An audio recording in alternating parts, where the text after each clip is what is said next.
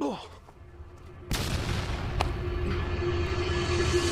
I've used that first baseman mitt for 10 years, but today that doesn't matter because I got a new one. So this is a 13.5-inch Goat Gloves first baseman's mitt, and it's got a ton of my own personal little details on here. Talk to God, simple message. It's from one of the hoodies on my store. I've also got the Rose logo over here on the thumb. You guys have been around here for a while. You've seen that all over. Of course, Goat Gloves got their own branding in there, so they got the home plate GG on the wrist here, and then on the inside, the Goat Glove Co. text, and on this side, the White Rose Baseball text logo, and underneath the goat from the Goat Glove logo. Now, when I say I've used this for 10 years, that is literally not an exaggeration. This thing has seen some absolute crimes. If we go in close, it's just missing the pinky loops. Like, they've been gone for a really long time. The inside is all cracked. These laces are just flimsy as all get out.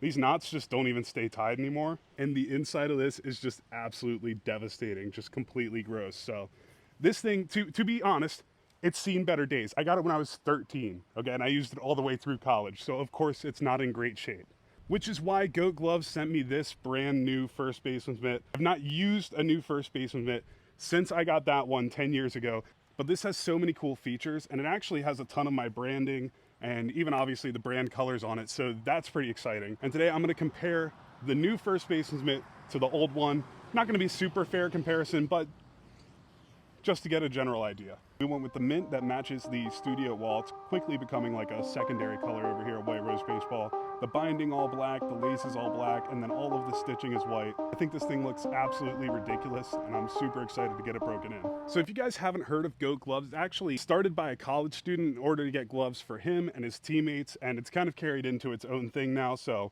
they're shipping gloves all over the country, which is super, super cool. I love supporting small businesses, especially owned by young entrepreneurs. And they saw the video about the glove that I ordered when I was in college, and they thought that was pretty cool, so they sent me this to try out and just get my honest thoughts on. Of course, in the package, they did also send along a pink arm sleeve, which looks pretty sweet if we take a look at that. Cool. And this hat. It's a good hat. So giving it a straight up comparison to the Rawlings that I've been using for 10 years is probably a little bit unfair, but I do have this 44 that I ordered about 2 years ago, which I wasn't crazy about, and this glove has some differences that I think make it just a little bit better. So if I go in close on the 44 here, you see the hand stall is super narrow. I really have to jam my hand in there just to get it in, which also means that the heel area is pretty narrow, and I don't feel like I have complete and total control of the opening and closing of the glove. I also think the custom embroidery turned out just a bit better on the Goat Glove. It looks like they outlined it in a similar color to the leather color to make it pop, whereas with 44s, it's just some pretty loose and wide stitching without quite as much detail. So even though I generally do like 44s a lot, as far as the first baseman's mitt pattern goes, I like the Goat Gloves a lot better so far. Should we try playing catch with it even though it's not broken in? I feel like we can give it a try. You want to try that? Let's do it. Cool. I'm gonna try not to move my feet.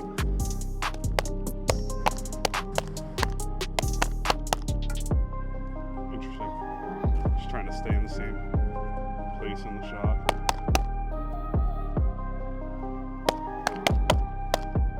That was nice. Was nice.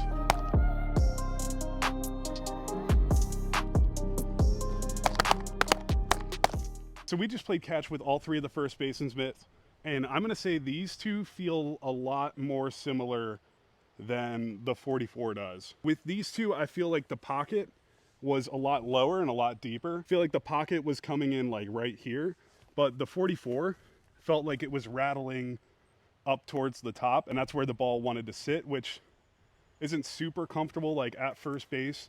I want to have a clear target right between the thumb and the index finger that when the ball goes in there, it's going to stay there.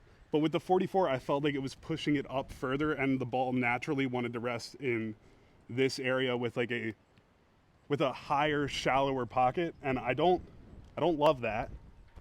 No!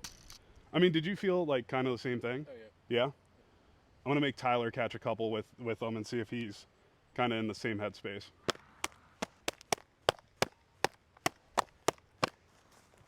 Oh my gosh.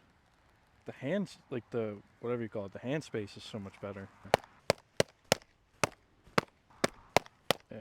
With the Rawlings and with the goat glove, I think that the shape is very similar, and as I was telling you, just the hand space in here makes it more comfortable. So I feel like I have more confidence trying to catch the ball with this compared to the 44, just by the way the glove design is. I feel like with the Rawlings and the goat glove, like the pocket's like right here, which is where if you're an infielder, outfielder, catcher even, if you play any position other than first base as well, you want to catch the ball there every time.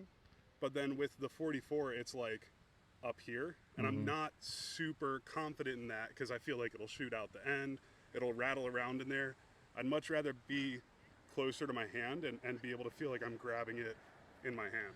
Yeah, I would agree. I feel like being catcher when I played, I feel like if I can catch it right in between the index finger and the thumb, that's going to be the most secure spot for me to catch it. And I feel like with this glove, you can definitely feel that with just how it's designed and how your hand fits in the glove. So obviously this isn't like a full review because this glove isn't even the slightest bit broken in, but I do have a plan for that, so stay tuned if you want to see how that happens. Another thing I noticed, even without the finger pad, my finger's getting blown up a lot less in this glove than it is the 44. And obviously it's getting blown up in the Rawlings. It just has no padding left whatsoever after a decade of use. I don't mind the floppiness on the outside so much, but the floppiness on the inside from all that use, and obviously missing the pinky loops. It just, I don't feel super secure in it. I think that's all we got. All right, I'm hanging